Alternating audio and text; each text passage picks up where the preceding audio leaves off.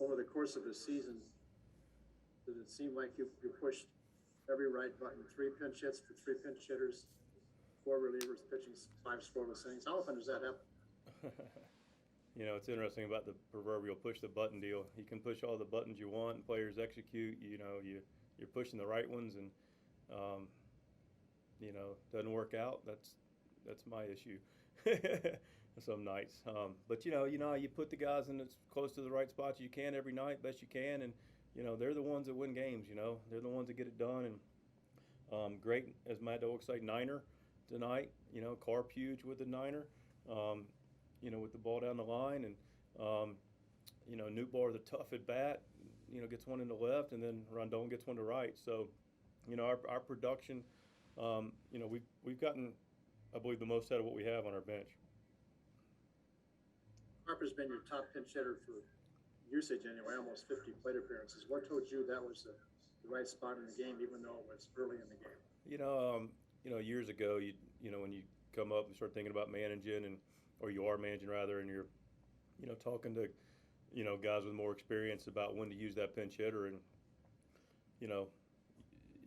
sometimes you think about saving that guy till the 7th, 8th, or 9th.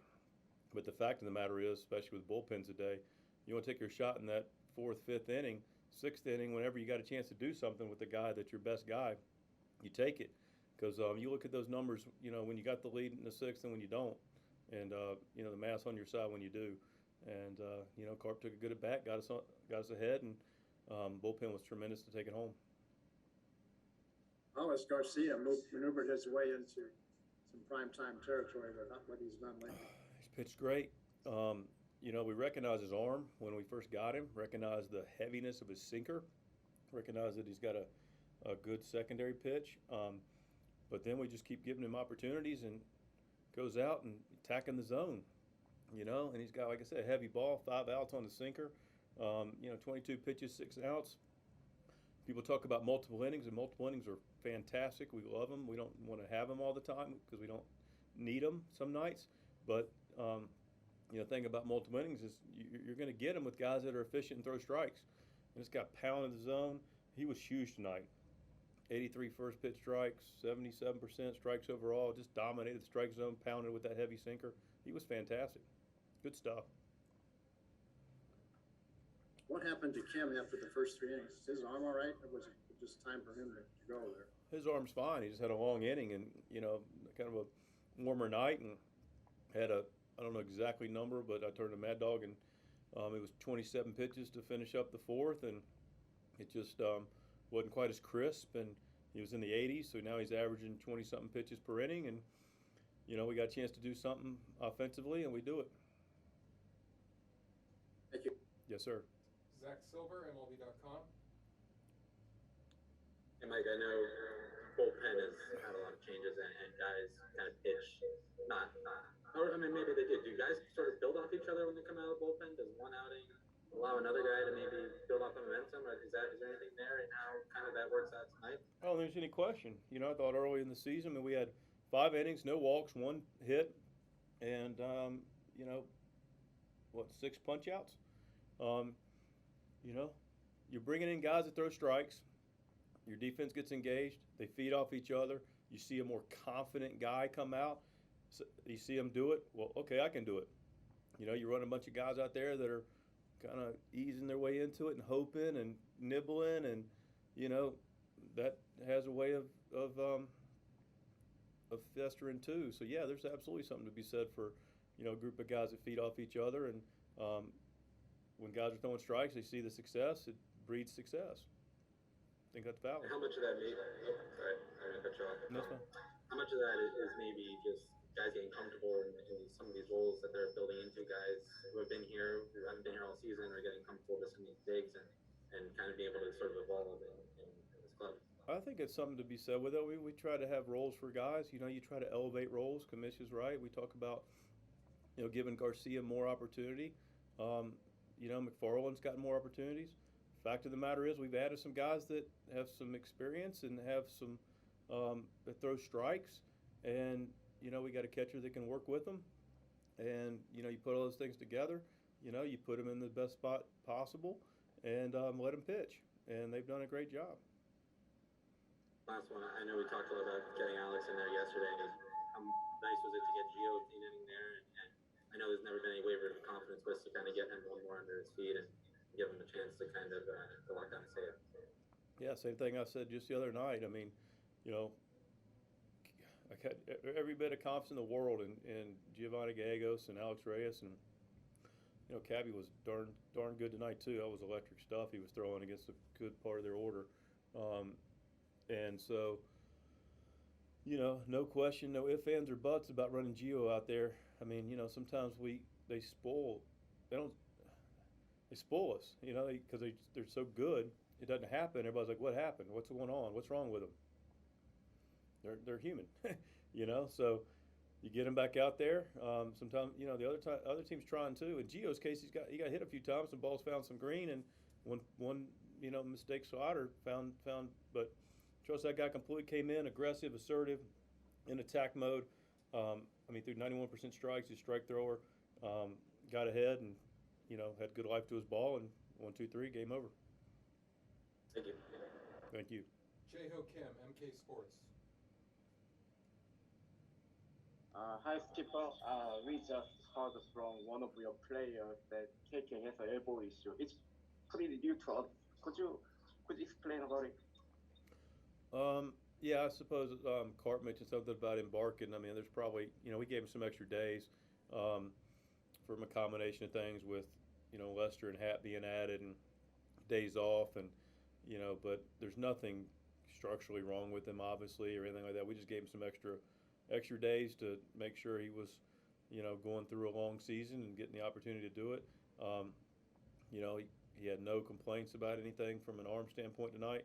It was not the decision why he was removed from the game. You know, he's removed from the game because he was in a high pitch count, and they were starting to take good swings on him, and it was a humid night, and he was starting to, you know, empty his tank a little bit, or a lot of bit.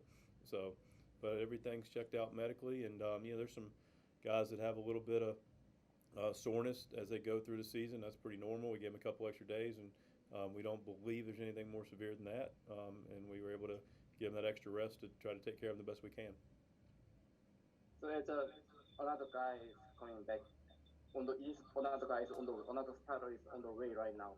And when you see last two starts of him, last two starts of KK, could you say he's still in the rotation? Yeah, I mean, you know, listen, he's been good for us, and the great news is, not irrespective to KK, but just in general, the great news is we have Jack and maybe Miles coming back, and we have something that we haven't had for a while. Not a search under the covers for starters. We've been able to now. We have guys that we have choices, which is a beautiful thing. And you know, we got days off. We can go to a 6-man. We can you know, figure it out. But I can't tell you the rotation now, only because we're still finalizing where Jack's going to slot in. And we'll have that rotation for you soon for Pittsburgh. We owe it to you and them. Good question. Katie Wu, The Athletic. Like, real quickly, we've seen the veteran impact with these free agent signings over the last couple months. We've seen it with Wade LeBlanc. We've seen it coming more and more into fruition with this bullpen. Is that, you know, potentially we'll see it with Hap and Lester. Is that the common theme that this team is relying on, these veteran guys that have plenty of postseason experience as you guys look to get back into contention here? Yeah, I mean, listen, that's maybe more of a front office question, but I do understand the question. I think it was a evaluation that we had a lot of young guys trying to figure it out in the big league level for the St. Louis Cardinals. And, you know, I've mentioned this, you know, having one of those guys on, you know, in your bullpen, having one of those guys on your bench, maybe having one of those guys you're trying to help figure it out as a regular, that's, you know, that happens. You know, it's part of it. But having 5, 6, 7, 8 guys trying to figure it out at one time, that's a challenging thing for them, and you know, the consistency thing we talked about. And so you're getting guys with the experience that know what it looks like, know what they're doing, been there, done that. I think that, you know, the decision to pivot to to guys with a little more understanding of what they're doing, how they're doing it.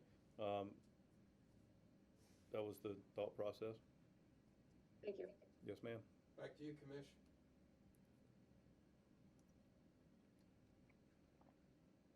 You're still on mute, Commish. How have you seen Carpenter evolve as a pinch hitter? Sure. I've actually seen the evolution take place over the last several years. You know, it's a role he's filled for us. You know, he's been an everyday guy, clearly, but, you know, 19, this got some huge hits for us down the stretch. Had some big hits for us in the playoff run. Had some big swings last year for us off the bench, and also was obviously had some really good swings for us this year. What I see for a guy, and to take it one step further, you know, one thing I just appreciate Matt Carpenter, and I try to tell him, you know, privately too, and I do actually, but I just appreciate this guy as such a professional. This guy's got a hunger to play every day. He's used to being an everyday player. He's accepted a more of a part-time role, more of a pinch hit type role. I mean, he gets in there pretty regularly. He's played in almost every game we've had this year. You know, he's just either pinch hits or something along those lines. But he's been a complete pro about it. And, you know, a lot of the thing about this game is mindset. And he could easily say, you know, but he doesn't give anything away. He prepares very, very well. He knows what he's going to see. He knows the situation. He's good with the guys, from my understanding, in the cage. There's no coincidence, I don't believe. I mean, Joe Bell does a good job, our assistant hitting coach, for sure, getting those guys prepped and aware. But it's always, always, always super important to have veteran guys on your bench that can help guys understand and communicate. And so the thing about Carp is he's not only is he prepared, but does a really good job of helping Jose Rondon, who's made strides as a pinch hitter. Newt Bar, this is what you think. This is what you're looking for. This is the situation. And that's huge, and I applaud him on a lot of levels. Thank you. Yes, sir. All right, thank you, Skipper. Appreciate it.